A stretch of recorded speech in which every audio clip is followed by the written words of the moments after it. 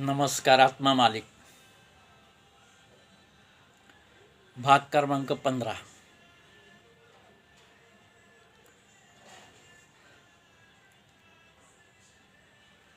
काही लोकांना असे वाटते की आपलं सर्व बरं चालू आहे, सुखात आहे, आनंदात आहे.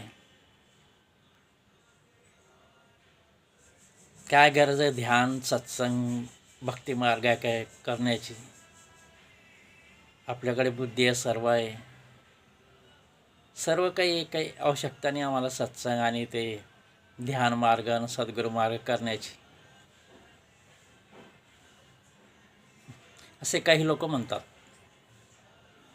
परंतु सर्वांनी हे लक्षात ठेवावे की सुखदुःख हे प्रत्येकाला लागू आहे.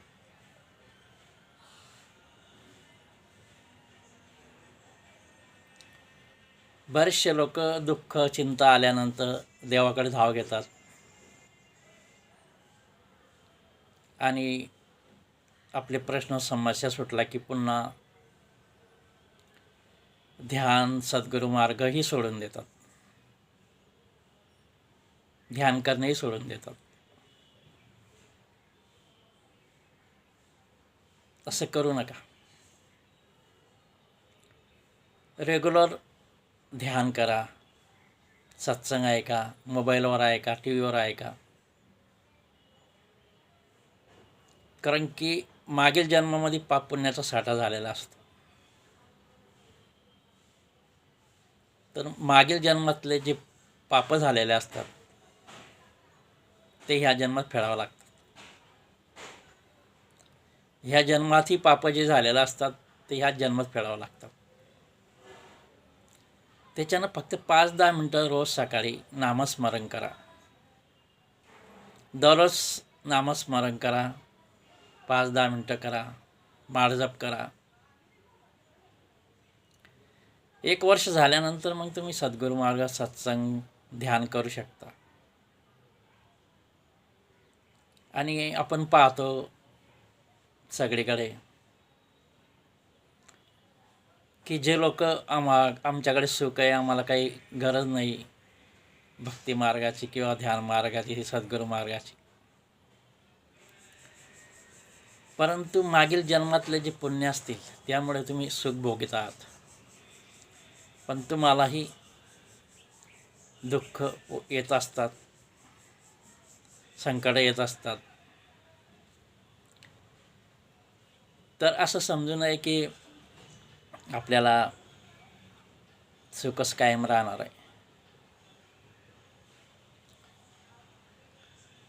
वेळेनुसार त्या मागील पापानुसार पुण्य तर जास्त झालेलं आहे समजा तुमचं, पण मागील पापानुसार ते येतच असतं. त्याच्यामुळे जास्त सुख जास्त झालं तर अहंकार करू नका. स्वतःला जास्त बुद्धिमान समजू नका. कारण आपल्याला बुद्धी ही कर्मानुसार होत असते. आपल्याला अहंकार हा कर्मामुळे होत असतो. तर नम्रता घ्यावी. नम्रतेमुळे आपण शांत होतो.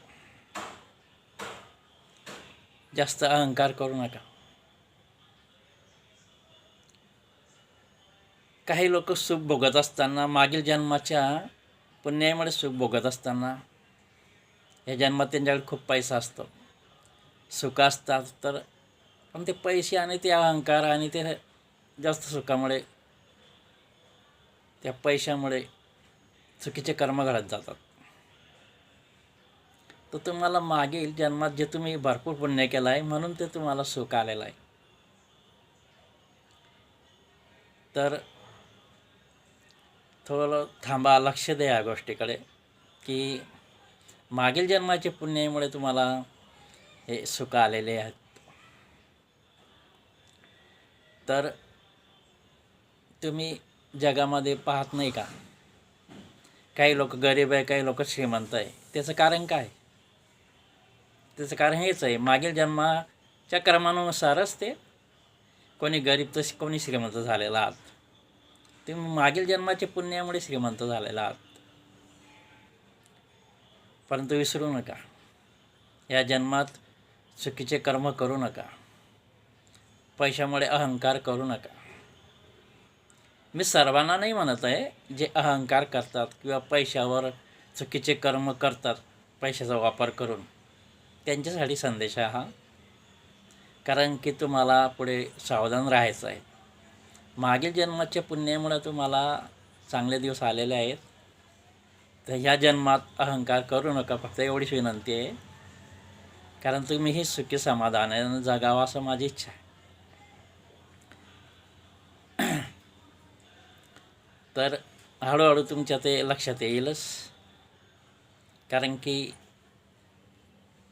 मी तुम्हाला सुचवत आहे फक्त हे की तुम्हाला आठवण राहावी. पुन्हा तेच सांगतो, मागील जन्माच्या पुण्यामुळे तुम्हाला हे चांगले दिवस आहेत. तर जन्मात बी पुण्य करा, नम्रता घ्या, जास्त अहंकार करू नका. आपण परमात्म्याचे अंश आहोत. शरीर नष्ट होतं, हे लक्षात असू द्या. प्रत्येकाला हे प्रॉपर्टी वगैरे सोडून जायचंच आहे, म्हणून प्रॉपर्टीवर एवढा अहंकार करू नये. तुम्हालाही सद्बुद्धी हो. ज्यांचे चुकत असे त्यांच्यासाठी सांगतोय मी. सर्व आनंदात जगा. ठीक आहे. आत्मा मालिक. सर्वांचं कल्याण हो, सर्वांना सद्बुद्धी लाभो, हीच प्रभूचरणी प्रार्थना. धन्यवाद.